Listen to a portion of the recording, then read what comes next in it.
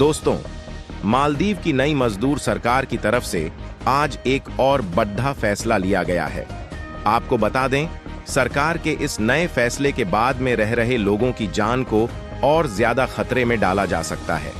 जहां सरकार का नया फैसला ये है कि अब मालदीव के अंदर भारत से मेडिसिन्स यानी कि दवाइयों को इंपोर्ट नहीं कराया जाएगा, लेकिन कि नई सरकार को ही बिल्कुल भी अंदाजा नहीं है कि वो शायद कितना बड़ा फैसला ले चुके हैं। असल में भारत से मालदीव के अंदर एक साल में करीब 27 मिलियन US$ की दवाइयां एक्सपोर्ट की जाती है और ये आंकड़ा लगातार मालदीव के अंदर बढ़ते जा रहा था। आज भारत उस पोजीशन पर है जो मालदीव के अंदर सबसे ज्यादा दवाइयां एक्सपोर्ट करता है और कोई भी धड़ हल्ले से भारत से दवाइयां इसलिए इंपोर्ट कर रहा था क्योंकि भारत सबसे सस्ती दवाइयां मालदीव के अंदर एक्सपोर्ट करता है। मालदीव का कहना है कि अब हम भारत से दवाइयां इंपोर्ट नहीं कराएंगे, बल्कि भारत के बदले यूरोप के कई देशों से मालदीव के अंदर दवाइयां आयात कराई जाएंगी। लेकिन मालदीव सरकार की तरफ से लिए गए ये फैसला सिर्फ सरकार के ऊपर नहीं बल्कि आम जनता के ऊपर भी भारी पड़ी डरने वाला है, क्योंकि भारत से जाने वाली दवाइयों की तुलना में यूरोप से आने वाली दवाइयां करीब 3 गुना ज्यादा महंगी है और अब मालदीव के पास शायद कोई रास्ता नहीं है।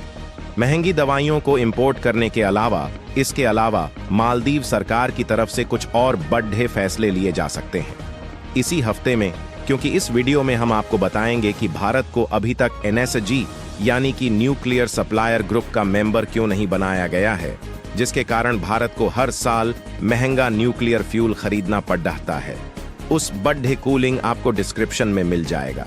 बात करें मालदीव की, तो जैसा कि आप यानी कि मालदीव के अंदर अगर कोई बड़ी बीमारी लोगों के अंदर हो जाती है तो उसका इलाज भी मालदीव भारत से कराता था, क्योंकि मालदीव भारत के सबसे पास वाला देश है और हमारे देश के अंदर मेडिकल ट्रीटमेंट भी सस्ता है।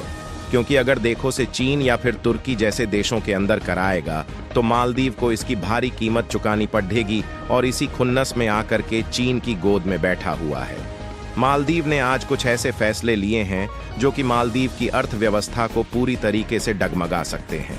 पहले मालदीव सरकार ने अल्टीमेटम दिया कि 15 मार्च तक भारतीय सेना को वहां से हटा लिया जाए।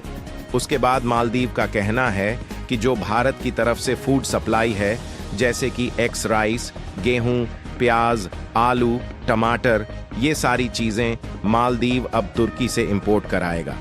मेडिसिन्स यूरोप से आएंगी और इलेक्ट्रॉनिक्स से लेकर के और तमाम तरह की चीजें चाइना से इंपोर्ट कराई जाएंगी।